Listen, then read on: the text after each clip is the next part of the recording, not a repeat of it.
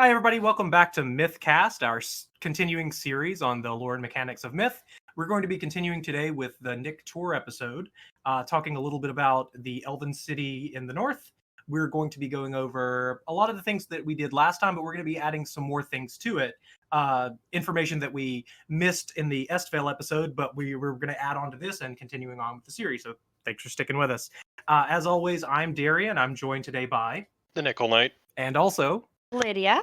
And we're really excited to talk about the elves today because we just finished the map update that added housing and all the buildings to Nique Taure. It's a beautiful city now. Oh, it looks so great. Thank you so much to all of our mappers and everybody who helped. It's just so relieving and so great that people are having fun and they like to help create such amazing pieces of artwork. So it's not just like me and Darian and Slegnor doing it. It's nice that other people are helping. So thank you. It's always very, very good. It's always very, very good to have talented mappers who Love can it. take the idea that we have and really make it a physical thing. Because Nique Taure, especially, give a little bit of information about it. It's a treetop forest city, kind of in the style of the classical elven cities that you would have seen in Lord of the Rings, I guess, Fanghorn Forest. People are going to yell at me if I don't remember all this correctly, but the elven forests where things are sort of hidden back. We didn't go so much with the high elven, big, giant stone buildings. We made it more natural, more earthy. We worked a lot of the buildings into the natural environment. We have hills and stuff that we worked into because the main god of Nique Taure is Emil, who's our fourth god, our fourth or fifth. CERN and Emil, I think, came at the same time, but They did. she's the natural order goddess. So she's very, very much into living with the land, for good or for bad, basically. She's the hippie religion. You want someone who loves nature, will protect it at all costs. Just your standard hippie religion, basically. It's the closest to nature, to Terra. I guess that's myth's version of Earth. Right, and it also since we always will twist the gods a little bit or twist the lore a little bit, we also have sort of the predator and prey side of nature as well in that religion, and that's going to come through a little bit in the writing of what we do with the city. But nature's, yeah, like Max said in the chat here, that it's hippies and eco-terrorists. Yeah, pretty much. That's If you're doing bad things to the forest, they will blow you up or set you on fire or eat you or whatever they do. Specifically Nique Taure, the area, it's pretty out of the way. It's between Black Sands and Montset. It's got nearby a very, very high-end dungeon, which I'll get Nickel to talk about in just a little bit because he recently expanded that dungeon. I want to talk about a little, some of what can be found there, but very, very high-end stuff and actually some pretty good hunting around it.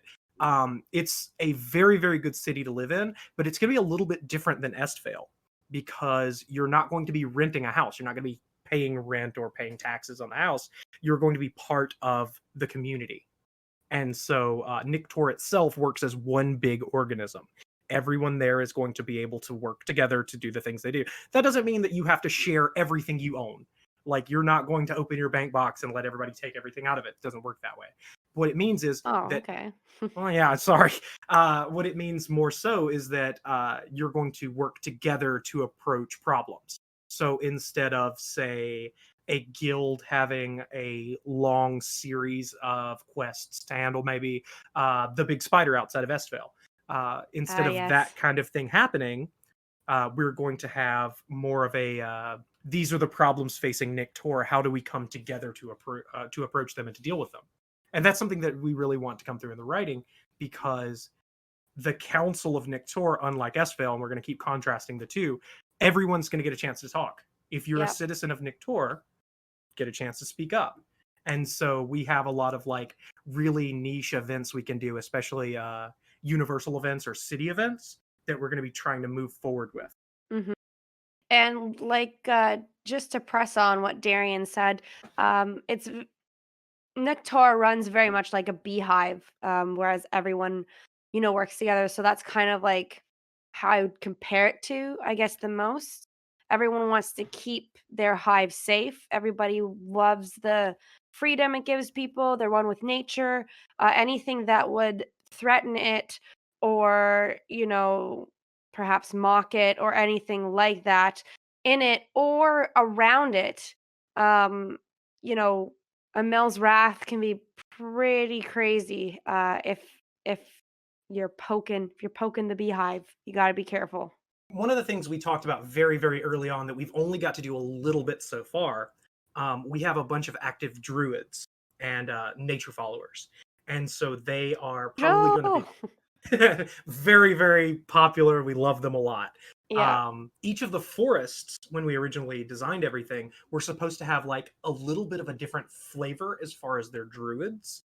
So each of them, we want that to come through that uh, Nique Taure, actually, the forest itself is a little bit different than the areas around it because it's in a very cold part of the map. Although inside of the forest, it's very temperate and very nice. So it's spiritual in a way that nature there is idyllic. Nature there is exactly the way it's supposed to be. And the way we did that in the map was we have these water features and we have these large mountains and hills that are cut in so that they can live there. And I know that we're gushing about how pretty it looks, but it is one of my favorite parts of the map now. I did talk a little bit about the map earlier and about the dungeons that we have nearby. I want Nickel to talk about those, but we also have to ask the guy about the Elven lore that he recently put out. So, do you want to give us a little bit of a rundown? Oh my goodness, yes. He's been working so hard and it's so great. If you guys haven't had a chance to check out the wiki, the drow and the elves are just gorgeous pieces of work, and Nickel, worked very long and hard. So if you guys are listening, just take a moment to PM Nickel and thank him because he's been doing a great job. Thank you, Nickel. Yeah, flood his inbox with as much thanks. With love. No, I mean, hate's fine too. That just makes me stronger. So bring on the hate if you have it. So yeah, hit us with a couple of the things you've been working on. Okay, so when we rolled out Nique Taure, we had I think early on in Myth we did a lot with the religions and the different gods and really what that is, but what was hard to define until it really became a physical thing in game with a map, was how the society might work, or things that might be important to somebody playing an elf, cultural things that somebody can reference in building their own character. We have some people that are going to show up here and have a lot of role play experience and they bring a whole lot to the table. And then you have some people that, kind of like when you're bowling with bumpers, right? They come in and they need some guideposts to go by.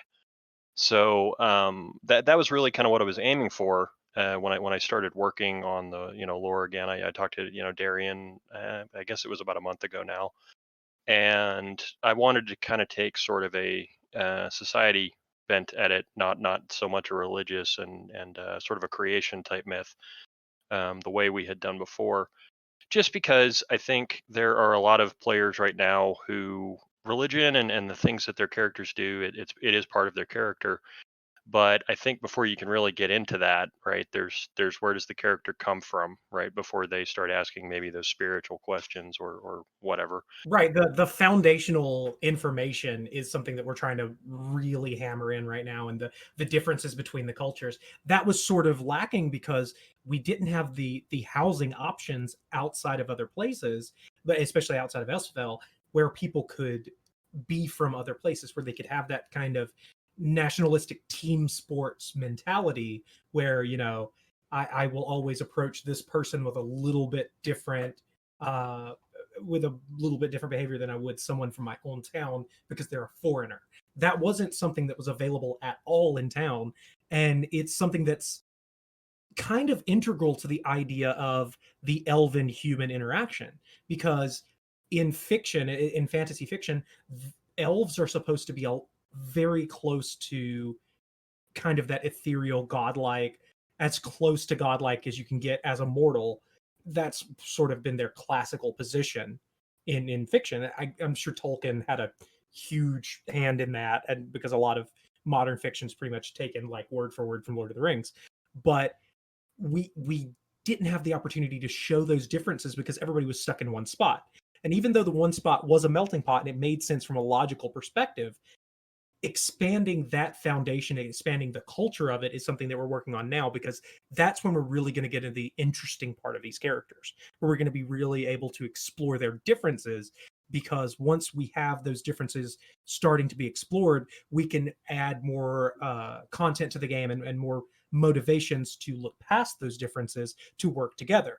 Because if you don't have those differences initially, the coming together and working together to fight like a common evil or something, it doesn't have the same weight. And I was going to say so it was really twofold. I mean, one of the things I had to be careful about doing when I began writing the lore, kind of in reverse, or not really so much the lore as in how their society was going to be set up, is I didn't want anybody that had an elven character and had done a whole bunch of things with them to suddenly, their own application or some of the things they had done just becomes invalidated because I went in there with a rubber stamp and just started, stamping papers. So one of the things, it is funny that even even the elves that live outside of Nique Taure are sort of a collectivist. They took an approach to that too. Like when we talk about things like the House of Elsewhere. Okay. So the idea behind, we talked about how, the council in Nique Taure is made up of these houses and these different groups. And obviously, there are some leaders from those houses that have positions on a council, but other than being sort of a deciding factor and a deciding body, we did want to push the fact that they're collectivist, right? So everybody's equal, even if you do have these counselors that might make decisions. Everybody kind of has a say, and so when we talk about things like the House of Elsewhere, that's pretty much like any elf that doesn't belong there, right? I put that in kind of to make sure nobody got invalidated, but then also in a way it's something else everybody belongs to, which was kind of in keeping with the elves. Right, having more options is always a good idea, especially when those options can reinforce the central keys that we originally had for the races. Those central identities that we can reinforce with the characters. That's super. Well, I was going to talk about, like, I heard Nickel mention it, like, the housing that's now available. Um, people can now buy homes in Nique Taure, which I think is really exciting. And I believe, we've been talking about it with our mappers, with Carme and Katie, um, just about the whole look and what kind of houses, the price points. So we have something for everybody, especially like a guild house if someone wants to have, some sort of organization.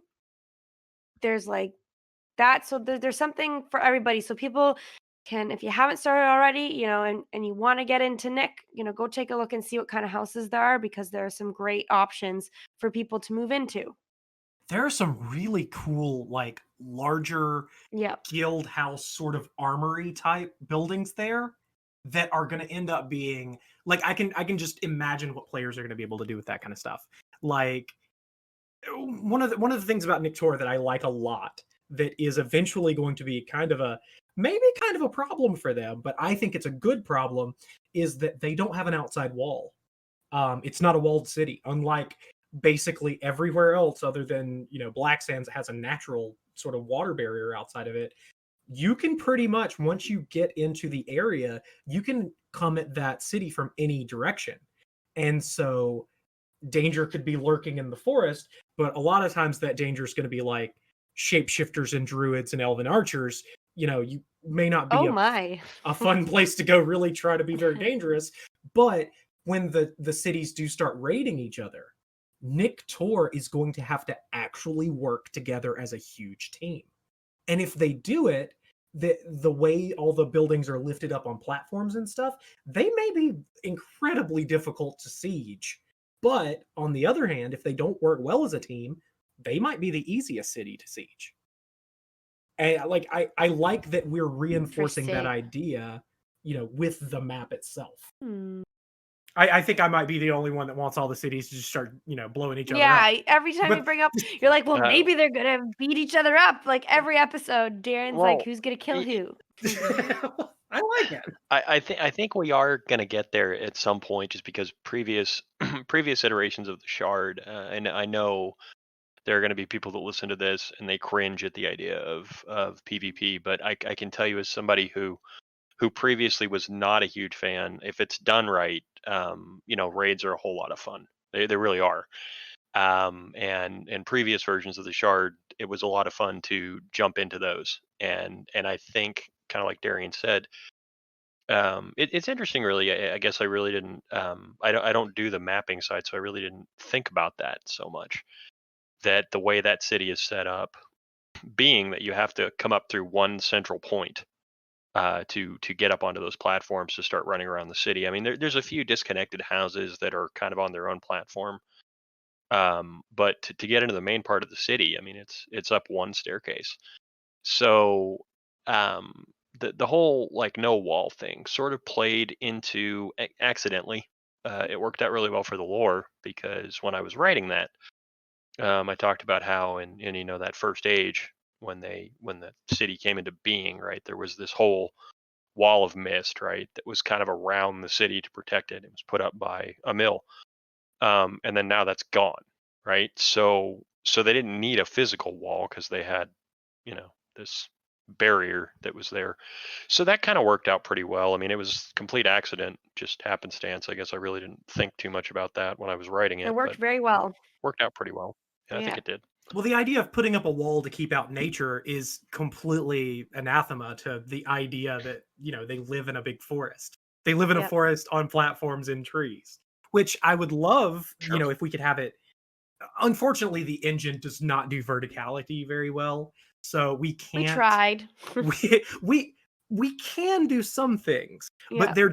because the camera is fixed and because of how the engine handles changes in the Z coordinate, you're pretty much only going to have like one or two levels of stuff before it becomes really, really hard to navigate. So what we decided to do was to spread it out more wide instead of just up. And it became this really cool, like, platform city. Even, Nickel mentioned it a second ago, even the sort of manor houses that are off by themselves are on their own platform.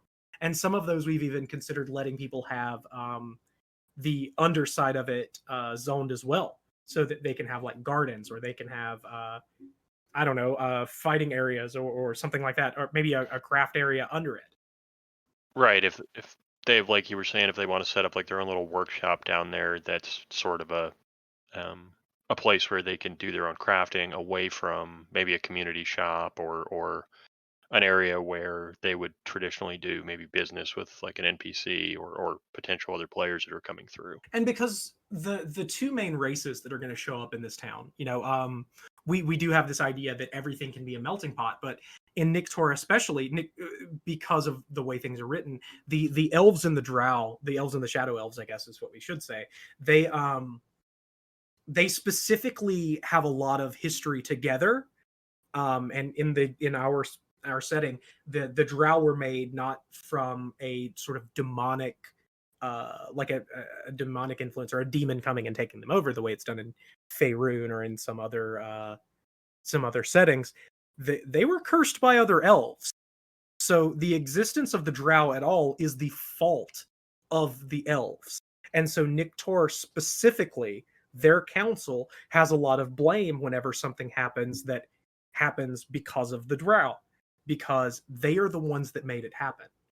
And so those two specific things you're going to have a lot of trouble as a drow finding your way into Nique Taure. However, because they're so long lived, both the Treekin and the elves, the two main races that are going to live in Nique Taure, the idea of taking a drow and ingratiating yourself and working your way in and showing that, not all of us are evil just because we look all shadowy. They still run the gamut of whatever they need to do. We could work our way in there. That would be a really interesting sort of redemption story. And last time we talked about some of the characters that fit in really, really well. And I think that, like, that's going to be my first idea for, like, a character that I think would be an interesting take on it is the refugee character, where, you know, it's either not the standard races of elf and treekin who, you know, obviously from their lore perspective fit into this area, but the ones who are running from something and who have left something behind to live in this spirit forest with the communal elves because the outside world has sort of led them to it. I think that could be something that could be really well explored in Nique Taure. You know, the funny thing is too, when you bring that up, I mean, even so the two pieces of lore that I've managed to get out, and I got out last week while I was on vacation, because I do awesome stuff when I'm on vacation, like sit around and write Yeah, lore sit with your pages. laptop and type. Yes, that's a great thing to do Oh on your yeah, vacation. definitely more work. So, you know, if you exactly, if you even go and look at, you know, how I set up the dark elf lore, there is sort of this extreme minority, you know, faction of dark elves that still tries to follow a mill. And of course, obviously, in their society, I would say that's probably frowned upon. There are people that, as a people, I think they've moved on from, you know, what happened to them in what we refer to as the Great Calamity. So it is kind of funny that, you know, Darian brings that up, where you could have this character who is struggling to try and get into Elven society, either because they have to, you know, they fled their home city, or you know, maybe that's the only place that they belong. There's also some stuff in the dark elf lore about, what they refer to as upworlders, which is any dark elf that is living on the surface, by choice, or is born up there, or they're not from Mirdistrin. If you were to end up in that community, I mean, it's based in Black Sands, so a lot of it is, it's heavily influenced by things like CERN.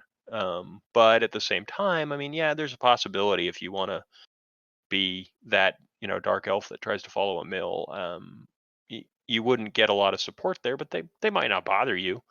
So yeah, I mean, it's very possible somebody trying to play that angle, could find themselves trying to be a dark elf, trying to enter, Nique Taure as a city to be accepted, and that might be some sort of struggle they have to play out. Well, not only their struggle though, but other races would also have a struggle. Nique Taure and Mirdistrin may be the two hardest places to live, and because they're sort of mirrors of one another, the elves and the drow, and so, you know, basically Love each other, obviously.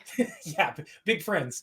100%. Their cities as well kind of like have that mirror as well, where like Nique Taure is this more exclusive area where they work together, but at the same time, if you mess up, you know, you're out.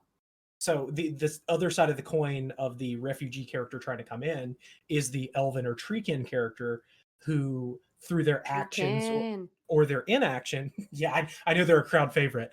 That, you know, whatever reason, either through betrayal or inaction, or whatever, you know, the story is, those who are sent out of Nique Taure and are not welcome anymore, that's the other side of that coin.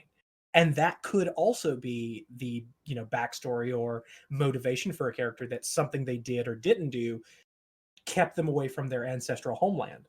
And for a race that could live hundreds of years, or in the case of the Treekin, seemingly forever, not being able to return to the place you've lived most of your life could be a devastating story turn. But I mean, the other races also would have problems. Like, humans are going to have to try extra hard to convince the elves that they're worth letting into the city, that they're cool. Yeah, that they're like fit in. I swear I'm cool. Hey, I'm a cool kid. Can I feel come like, in? yeah, they had to come like with gifts or something. Like, you know, I'm with him. Chocolate. I think the orcs also might have a lot of problems because of, the elves aren't going to judge you by your race as much. I mean, I'm not going to speak for all of them. Some of them might. But with the orcs especially, the things they're good at are things that Nique Taure is not going to take a lot of part in. And so you're going to have things outside of just your racial identity to get you in. And that's good, because that adds more depth to the characters. You know, your racial identity is not the only thing that the character has. Your class name is not the only thing that your character is. you have a lot of things outside of the mechanical choices you made in character creation that could be real parts of your character. And a place like Nique Taure, a place like Mirderstrand, where it's not an easy place to live, could really reinforce those things. So what are some characters that you guys, or some character types that you guys would think would fit in really well in Nique Taure? So I mean, obviously, it goes without saying that a lot of the characters that would fit well there, just out of the box, are obviously, um, any elf that has sort of a bend towards a mill, or some of the other. Um, I'm not going to say only a mill, right? But that's probably going to be like extremely common. Maybe there's somebody there that worships a different, different deity that's still welcome, as long as we're not talking, opposing sides. I can't imagine you'd find an elf that worshipped, Barlow or even CERN, Right. would be way welcome there. Yeah, if you find one that worships Barlow, I think that situation's getting really, really bad really soon Yeah, I think it'll after. get pretty tense, but it's all up to the player. Um, well, and yeah, I mean, who knows? Maybe somebody has a secret Barlow shrine in their house, and gets discovered and run out of town. Hilarity I don't know. ensues. That would be rough. Torches and Yeah, pitchforks, that's right? So, I think there's a lot that you could do with the elves. The problem I think that a lot of characters frequently have is that, when a lot of people build characters, they build these elves that, um, they they try and take this viewpoint, like there's some very old ancient being, like maybe that's how they apply. But it's always tough to reinforce that in role play, if you're not well versed on the lore of the world that you're in, right? Because there are going to be some characters who know bits and pieces of the lore in game. I mean, there's obviously what you read on the wiki, and then there's what your character knows, right? And maybe not everything is going to be common knowledge to every elf out there. You may have some elf that's very well versed on literally every part of elf history. And then you may have some that aren't as well versed and have to take sort of a back seat to these older characters. Right now, if you were to look at how we're handling the council for the moment, that's largely like that's being played by staff player characters at the moment, till we get some Yeah. more players involved who want to take that Mhm. on. That's it's a pretty big responsibility. I mean, we talked about how we're looking for some player leadership last time around, but that also may mean that there's a discussion that goes on between staff and players about what leadership in a city Right. means, because we kind of don't know that yet. Agreed. We're playing that by ear a little bit. So, I'm not trying to say that every elf, from going forward, needs to be this, paragon of wisdom type character. Because there are parts in the lore that talk about concepts like the wandering, which, if you're familiar with, some societies we have in real life, that sort of, when they're um, young people in those societies come of age, they get to kind of go out and experience things, and then come back. So that is an option open to elves. You may have somebody that goes out and sort of wanders the world for, I don't know, 4 or 5, 6 decades. I'm not super familiar, but I think that either the Mennonite or Amish community have a tradition of doing that. That teenagers will leave Right. for a while and experience the world and then come back, or not come back, whatever the case may be. And I like that we can use, because we're talking about these fantastical races and these outside of the norm, outside of physics, outside of like reality kind of things. But at the core of them, each of these characters is a person. And so apart from just the details that make them different, their motivations and their beliefs and everything there should be people level.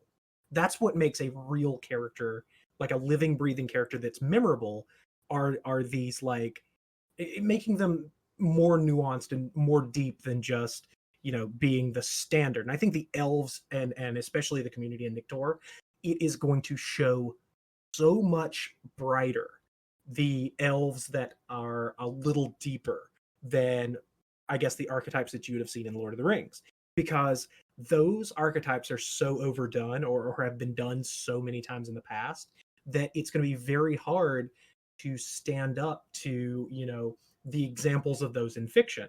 But if you take, elves, Treekin, whatever, these nature races, if you take a different tack, if you take a different path leading even to the same place, where you could be, for example, a druid who, instead of taking the I protect nature for balance perspective, you take the I kill the weak of the tribe, I kill the weak of the pack, so that everyone else can be stronger. You can take these different ideas that are still showing up in nature, because a mill is a multi-faced deity.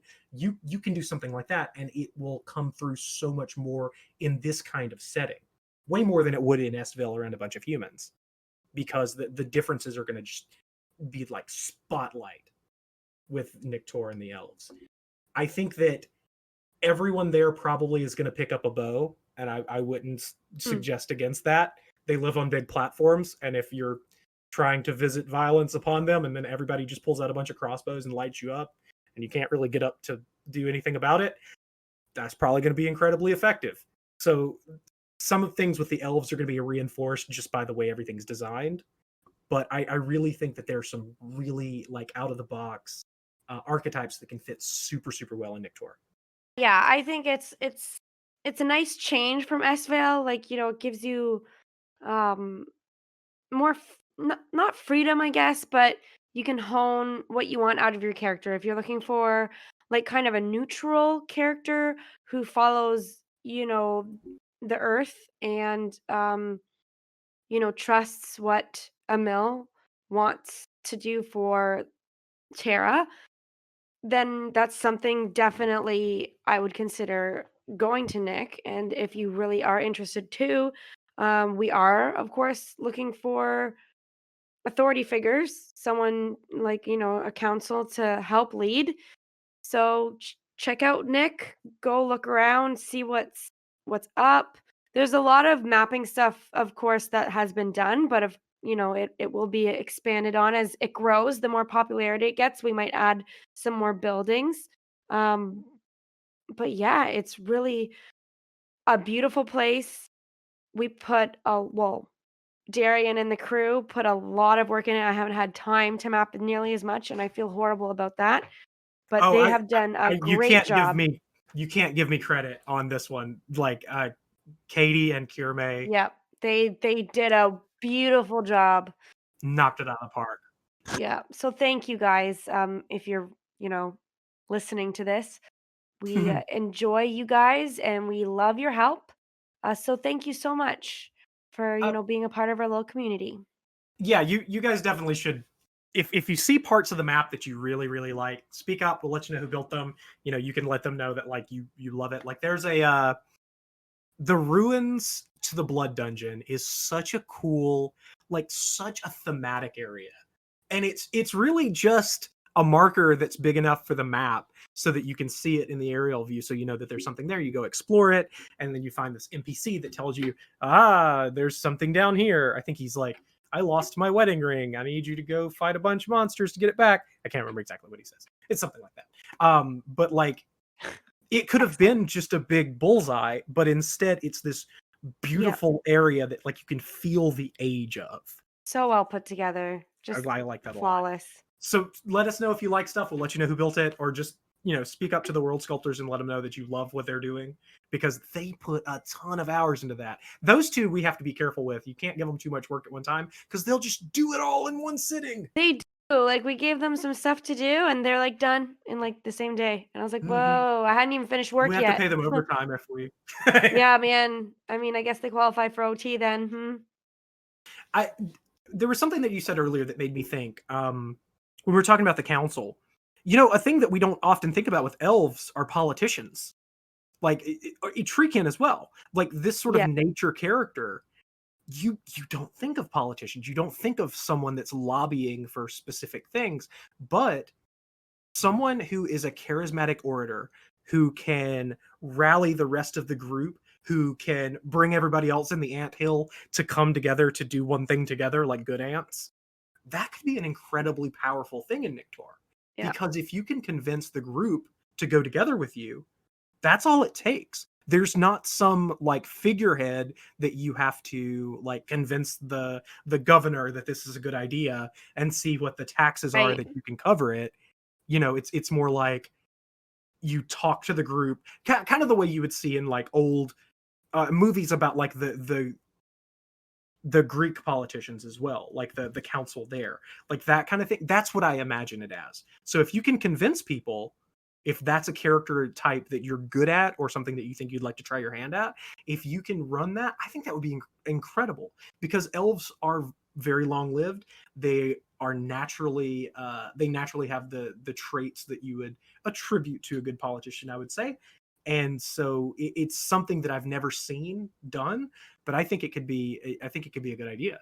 Maybe a treekin as well, because you're gonna trust the treekin to know what a mill And is they're talking so about. passionate, and they're very, they hang on your every word. It's true. They're very proper-ish, depending on the treekin. Another thing that might really work well is looking at mages as a natural mage instead of a like Oh, studious sort of nerdy mage. Uh, nerdy mage. think of it as someone who is in touch with a mill's blessings. That could also, like, I could see, we talked about a little bit with Estvale, the guilds that you could see. I could see a mage guild in Nique Taure that are elementalists, that are doing like fighting natural disasters. Oh my gosh, that would be so That would be cool. something that could be really, really neat. Yeah. What do you think, Nickel? Do you have any?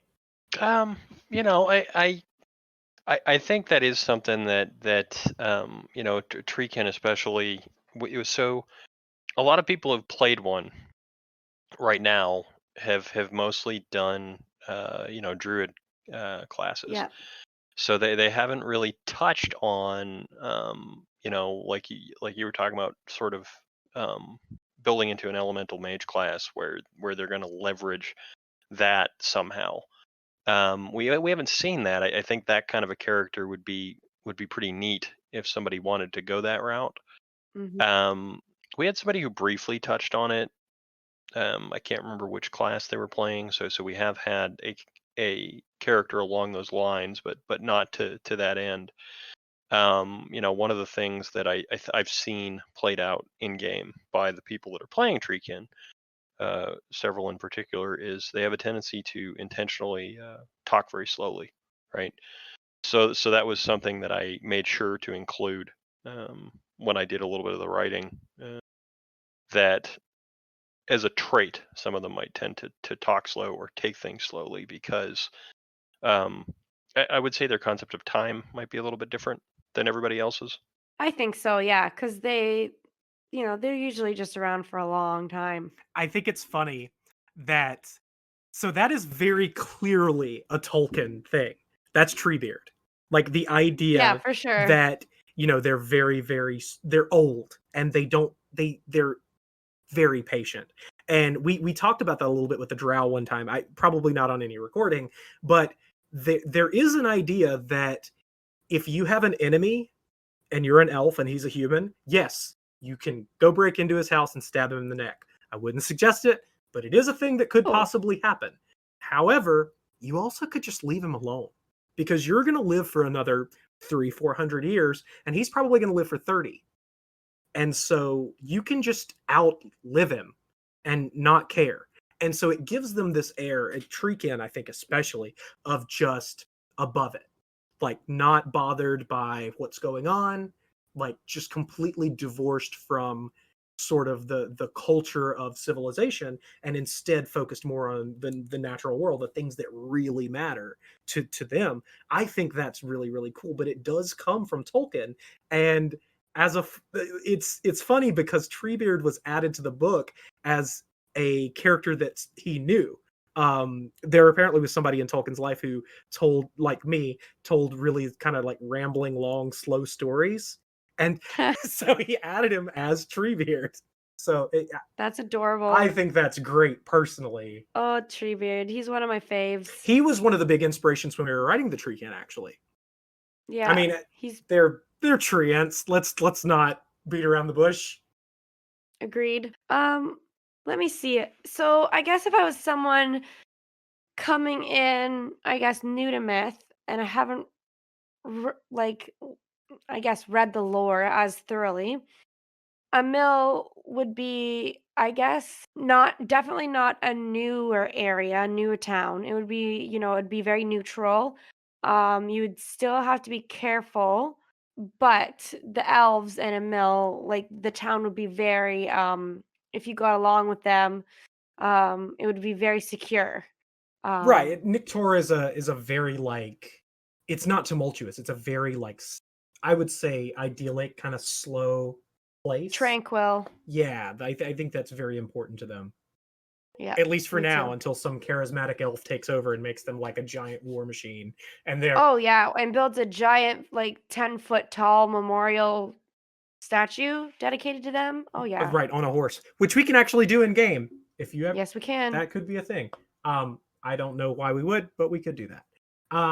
So yeah, if you're new coming in, Nique Taure is what it seems like. It is an elven city in the trees. Like, we wanted that traditional fantasy idea, but at the same time, it's more than that. Like, there is always that other layer that it is this almost hive mind like community where even the highest speaker on the council, even the greatest warrior, even the most learned scholar or the most awarded craftsman doesn't have more say than any other citizen. Your actions don't make you more of a citizen than anyone else. Every life is precious to them. They have healthcare also, I guess is what you would say. Yes. Yeah, I figure the healers are gonna. We've never talked about that. Some parts of the map, the healers should charge gold. God, like Black Sands? Oh, Oh definitely. yeah, you should have to pay to be healed. If you live in Black Sands and you're a cleric, you should charge. They don't have health insurance, they're out, My character doesn't have health insurance. I should probably. Yeah, you should probably be careful with that. Okay, so I think that this has been a pretty good amount of info. What else do you guys want to throw in to make sure that new people get as much info as they need to start moving their way to Nique Taure? I guess, well, if you know Elven or look it up, Nique Taure means snow forest, and I'm guessing people are probably like, what are you talking about? It's not covered in snow. It is right next to snow. So when creating the name, I was trying to go for something that kind of if someone were to name something, they'd help describe it. And also the white is kind of symbolic of the snow for pure, and inside it's a very pure place to be, just very organic and real. So that's kind of what it means and where I came from. And if anyone wanted to know that, to incorporate that into their character or into how they decorate their place, that's that. I guess. Well, one thing we have on Estvale is some announcement style messages that tell you sort of it's dark outside. You should be careful. You should, get back to the city walls. I'm going to die. Yes, things get really rough. I think we could do the same thing in Nique Taure, talking about how outside and inside it's almost an entirely different climate. And it goes back to what Nickel was talking about. Originally, there was a magical barrier there protecting them. The forest itself is magical. It is the seat of Emil's power. It is where her shrine originally was. And so it's always going to be green, kind of like if there's a unicorn in the forest is always green no matter what time of year it is. And there are unicorns there, so it makes sense. Which still can only be tamed by female characters. Yep. Sorry, yes. I could fix that, but I feel like that's part of the history we need to keep. Nickel, what do you think? So it's kind of funny. So when you talk about sort of how that all flowed into. I won't say it was like planned, right? When I was writing everything, it's not like I thought that through because I wasn't here, when you guys started the project. So there were some things that I didn't know going in, and it worked out really well when I was writing everything down the last couple of weeks. And kind of like you talked about, there are certain elements that I think we're probably going to have to. I don't want to say retcon, but there are things we're going to have to work in later. So there's sort of this initial draft right now that we're working with to get people going, Hmm. and then we may add more in organically, either because it's, I don't know, lost lore, take your pick, Right. right? It's some part of history maybe that wasn't as well known and is explained later. I don't see that happening so much with the elves. I see that maybe being a commonplace in probably the human lore. When we get around to writing that, that's going to be kind of complicated. Right, and Oh yeah, that's gonna be. That's a. I forgot And about there's a that. lot of different groups and I that we're gonna have to Yep. touch on well in the human lore. th- there there's a lot of different groups, and then as implied in the dark elf and elf lore, there are aspects of their lore that deal with incidents in human history that you know maybe humans don't talk about, right? Maybe they're taboo, or maybe they're just not commonly known, right? So the average person wouldn't know about them, but you know, you run into an elf, and then here's this like, oh yeah, the enclave is this, right? So another thing that's probably going to come up in the next week or two. It's going to depend on how much time I have to write it all up. There will be some pages describing some of the history behind some of the dungeons and what they are, where they're at. I'm not going to go in too in depth on the mechanics side, just because that would give away some of the features that are in the Right. dungeons, We mechanically. can't like have the answers to the puzzles on the podcast. Oh, it's there for Yeah. people to discover and think about. But yeah, no, Nick, I think that's going to be great. I mean, it's funny because with the engine we have right now, um, there are some limits to what we can do as far as adding additional layers to the dungeons, and by layers I mean complexity. So especially the last two dungeons that have come out between the renovations done in what we've always referred to as the Blood Dungeon, and then if you're running around south of Estvale, right, there's the Shadowfang Keep dungeon that I don't, or sorry, Poisonfang Keep dungeon that I don't think a lot of people have gone and run yet. Traps are a huge part of both of those dungeons. We talked about that in an earlier podcast. One of the skills we don't often see used is the remove trap skills. So, Yeah. so those both made it in there. It's possible some trap type stuff might come up right around the time that we start getting into siege warfare between towns. I think the ability to lay traps defensively would be kind of Oh, cool. that would be. Oh, Um, I think that would be cool, but Nickel, can you imagine trying to make it through Nique Taure's forest with traps randomly spread through while they're That would stealthing be around crazy. with elven bows and like If you're a fan, just kind of tell us in the chat when you read this. Be like, "Heck yes" or "Heck no." that sounds Whoever's watching this incredible. now. Like it sounds super super fun because elves have access to the druid classes. Actually, elves, treekin, and humans are the only ones that can be druids. And so I feel like it will specifically be the least fun thing to siege. Maybe it and Mirror Restrained. I guess it's good that those two are always going to be sort of themed together. Man, I kind of want to do well, that. and I mean, I was going to say it's kind of in the realm of theory right now, but when you look at what you can do with the remove trap skill, if you have any class that can pick it up or you've played with it, it is super handy because you can bypass all kinds of traps. Just walk right over them; they don't go off. Turn them off. Right? Yeah, there's a passive like you can just do it. Wait, question: does it work on caltrops if you're not wearing plate mail legs? I actually I don't think so. I know so fire traps, poison traps, blade traps, all those stuff. Like that doesn't work on your character if you have remove trap. You can just walk through them. I like immunities Oh. personally. That's great. I see. And it does it does tell you, hey, skill check, you passed walking over this trap. The one big difference you have between Poison Fang Keep and the second level of Blood Dungeon, and I'll just let this out here in the podcast for those who bother to listen to it. The second level of the Blood Dungeon, those traps move every day, so memorizing them Oh, is right. I impossible. remember you talking about that. Where even if you draw on a map, it means nothing. Yeah, so every day at 2 a.m., the traps move. And if you can, and the sequences are entirely random.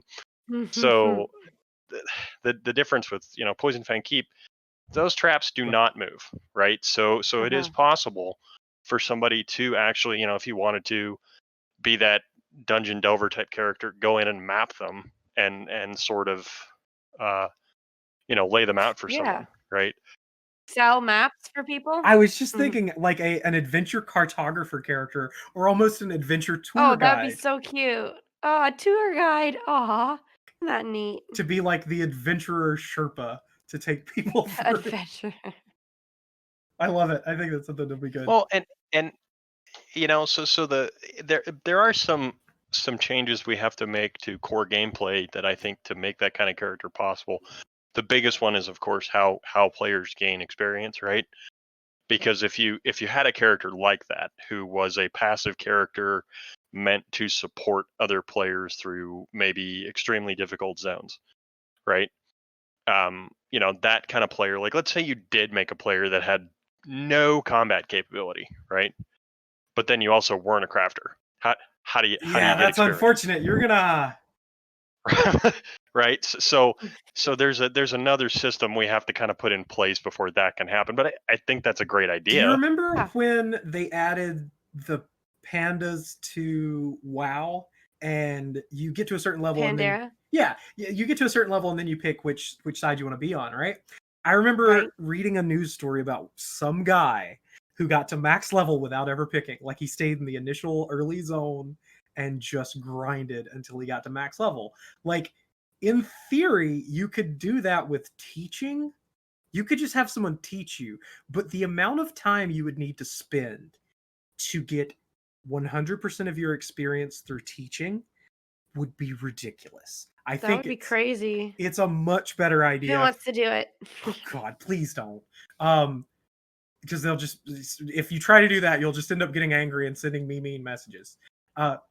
It's 25 million XP. What's the big deal? Oh, But I think that us looking at how experience is divvied up and why experience is divvied up is not a bad idea. It's something we've actually talked about in the past, and as we have more dungeon content, I think it's something that we probably will readdress. Sort of like maybe a lowered experience rate for partied members, even if they don't get a hit, like that kind of thing. Like some sort of, I guess, pity mechanic. I guess would be a way to say it, where you get experience even if you're under leveled. That's a game design thing that's always hard to balance because on the one hand, I don't want a level 1 character being able to tag along with a level 25 character to go fight ancient worms and level up to 15 or 20 and like that, like it's no big deal. That's not great design, but at the same time, cutting off character archetypes that just are not possible in the engine is something that I never want to do. I always want to like try to work out the options so that you can play basically anything inside the rules and inside the lore. right. That's a mechanical thing, and I don't want mechanics to stop people from being able to play things.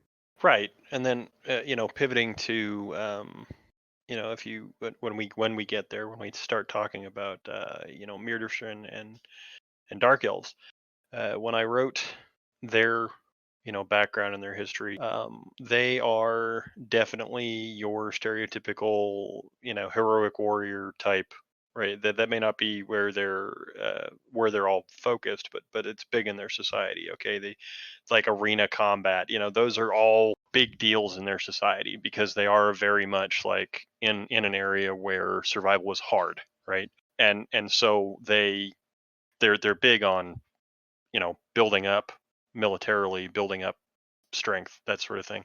So the other place where that kind of a mechanic comes in is the ability for people to potentially drop into like an arena, and fight monsters, but for like prizes over Right. experience, right? Because we don't want somebody able to just Yeah. jump in and Yeah, farm, I agree with right? that.